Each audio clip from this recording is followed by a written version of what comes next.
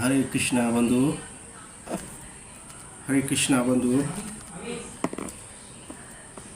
Last video में मैंने भगवान ने उत्तरा के गर्भ की रक्षा की थी, उस वीडियो में बताया था। और उसके बाद मैंने बताया था आपको कुंती स्तुति कुंती ने किया था। कुंती ने 3 पार्ट में उसका वीडियो बनाया था, 3 पार्ट में उसने स्तुति की थी। और मैंने ये भी बताया था कि युधिष्ठिर बहुत दुखी रहते हैं।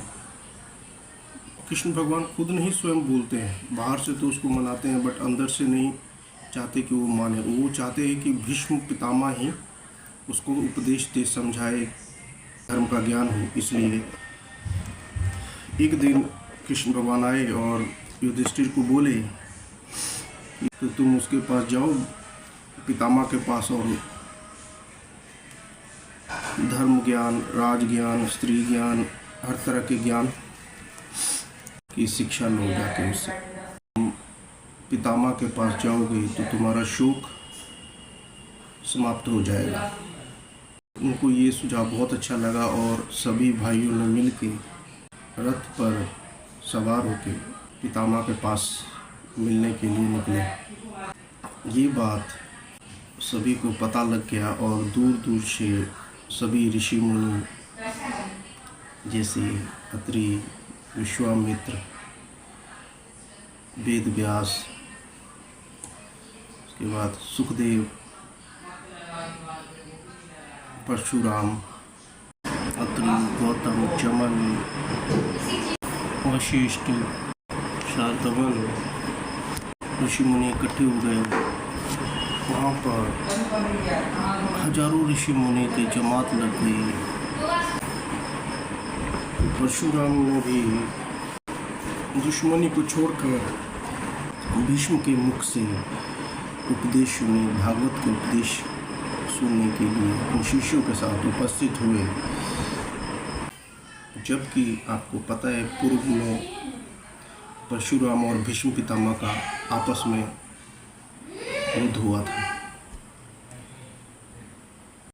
एक बार भीष्म पितामह ने विचित्र वीर के लिए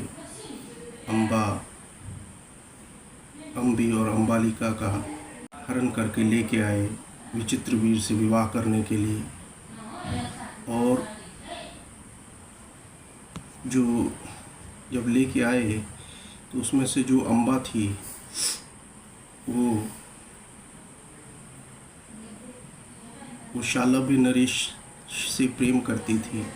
इसलिए भीष्म पितामह को बताया ऐसी ऐसी बात। तो भीष्म पितामह ने शालभ्य नरेश के पास उसको छोड़ दिया और 2 के साथ विचित्र वीर का विवाह किया।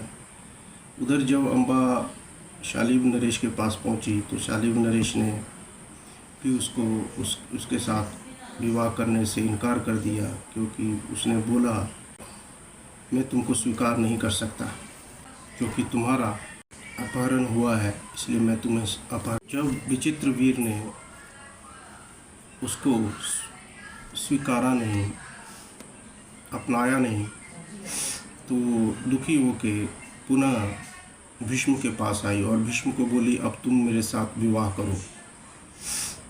और अम्बा की हालत ये हो गई थी, धोबी का कुत्ता न घर का न घाट का, ऐसी हालत हो गई थी। क्योंकि उसको वहाँ पे छोड़ दिया, बट उसने भी उसको स्वीकार नहीं किया। तो उसने अब हट कर लिया कि मैं लगी कि मैं आपसे ही विवाह करूँगी।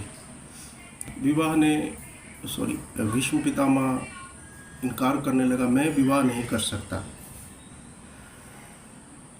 जब ऐसा बोला आया उसके दिमाग में ये बात था कि जो भीष्म पितामह के जो गुरु हैं, जिनसे धनुर्विद्या सीखी थी, परशुराम है। अम्बा फिर वो परशुराम के पास गई, बताया ऐसी ऐसी बात है। तो परशुराम ने बोला अच्छा मैं उसको बोलता हूँ तुम्हारे साथ विवाह करेगा, क्योंकि परशुराम उसके गुरु थे भीष्म पितामह के, और धनुर्विद्या की शिक्षा परशुराम से पितामह ने ली थी। अम्बा को बोला तुम चिंता मत करो, तुम्हारा विवाह भीष्म से ही होगा। बट जब गुरु के साथ अम्बा आई भीष्म के पास, तो भीष्म ने मना कर दिया, मैं विवाह नहीं कर सकता, आपको पता है मैंने प्रतिज्ञा ली हुई है खंड ब्रह्मचारी की, मैंने प्रतिज्ञा ली है, मैं विवाह नहीं कर सकता चाहे कुछ भी हो जाए। तो उसने बोला, इसके गुरु ने, जो गुरु परशुराम थे, कि तुमको विवाह करना पड़ेगा। परशुराम ने बोला, अगर तुम नहीं अम्बा से विवाह करोगे तो मुझसे युद्ध करना पड़ेगा। तो भीष्म ने बोला, ठीक है, अरे विवाह करके एक बार मरने से अच्छा है कि मैं युद्ध करके ही इसका फैसला कर लूँ। तो युद्ध हुआ दोनों में, घमासान युद्ध हुआ, और वो युद्ध आपको पता नहीं होगा, 1000 वर्ष तक युद्ध चला, 1000 वर्ष। अंत में नारद जी आके इन दोनों पक्ष को अलग किया, समझाया, तब युद्ध पुनः समाप्त हुआ। और वो ऐसी घटना होने के बावजूद भी परशुराम ने अपनी दुश्मनी भुलाई। शास्त्र यही बोलता है कि जहाँ भागवत कथा प्रभु वचन चलता हो तो वहाँ पर अपनी शत्रुता को भुलाकर उसको वहाँ पर उपस्थित होना एक अच्छे मनुष्य का कर्तव्य होता है। तो ये सब होने के बावजूद भी उसने ये चीज़ नहीं देखा, उसने ये चीज़ देखा, वहाँ से भीष्म पितामह अपने अंतिम समय में कुछ ज्ञान प्रभु वचन देने वाले हैं। वो वहाँ आए और अकेले नहीं, अपने बहुत सारे शिष्यों के साथ वहाँ उपस्थित हुए। वहाँ पे देखते ही देखते थोड़ी देर में हजारों लोगों की जमात लग गई ऋषि मुनि। देखो भीष्म पितामह, आपके मन में प्रश्न होगा कि भीष्म पितामह पक्के भक्त थे, शुद्ध भक्त थे भगवान के। आपके प्रश्न होगा मन में, जब भक्त थे तो इन्होंने कौरवों का क्यों साथ दिया, दुर्योधन का क्यों साथ दिया। देखो भगवान ने जब यहाँ अवतार लिया है तो भगवान ने दुष्टों का संहार भी करना था यहाँ पर। और भीष्म पितामह शुद्ध भक्त थे और दुर्योधन बिना भीष्म और द्रोणाचार्य के युद्ध नहीं कर सकता था, क्योंकि उसको पता था मैं बड़े से बड़े युद्ध को जीत सकता हूँ अगर भीष्म पितामह मेरे पक्ष में है, अगर द्रोणाचार्य मेरे पक्ष में है। उसको पता था, और उसको ये भी पता था कि भीष्म पितामह गंगापुत्र बहुत बड़े वीर पुरुष हैं। समझ रहे? तो इसलिए उन्होंने, भीष्म पितामह ने शुद्ध भक्त थे भगवान के। ऐसा नहीं है कि अगर कौरवों का साथ दिया, धर्म का साथ दिया तो भक्त नहीं भक्त थे। और उन्होंने इसलिए पक्ष लिया कि उनके सहारे ही दुष्टों का संहार हो सके भगवान के हाथ। बेशक मैं अधर्मी की श्रेणी में आया, परंतु भगवान की सहायता ही किया, इसलिए वो शुद्ध भक्त थे। और दुष्टों का नाश करने के लिए आए थे। तो भीष्म पितामह ने एक उनका अधर्म का साथ देके एक उनकी भगवान के इस कार्य में सहायता की, इसलिए वो शुद्ध भक्त है। भले वो अधर्म के पक्ष में थे, परंतु भगवान के प्रति शुद्ध भक्ति थी उनकी। ऐसे 12 लोग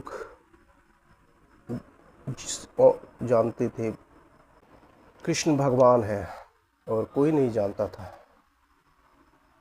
जैसे स्वयंभू, नारद, शंभु, कुमार, कपिलो, मनु, प्रहलाद, जनक, बलि, वीर भैया, भीष्म, ऐसे ये 12 परिजन ऐसे लोग थे भागवत महाभारत, जो कि कृष्ण भगवान को अच्छी से जानते थे कि ये भगवान है।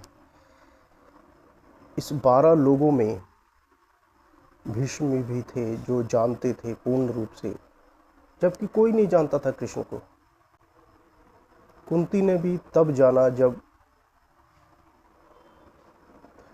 उत्तरा का गर्भ और कुछ कुछ पता लगा, और अर्जुन को बाद में इनको ज्ञान हुआ कि भगवान है, परंतु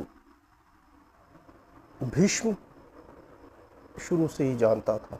बताया ना, 12 परिजन ऐसे हैं, 12, जिसमें शंभु, नारद, कपिल, मनु, ये प्रहलाद, ये सब जानते थे कि कृष्ण भगवान हैं।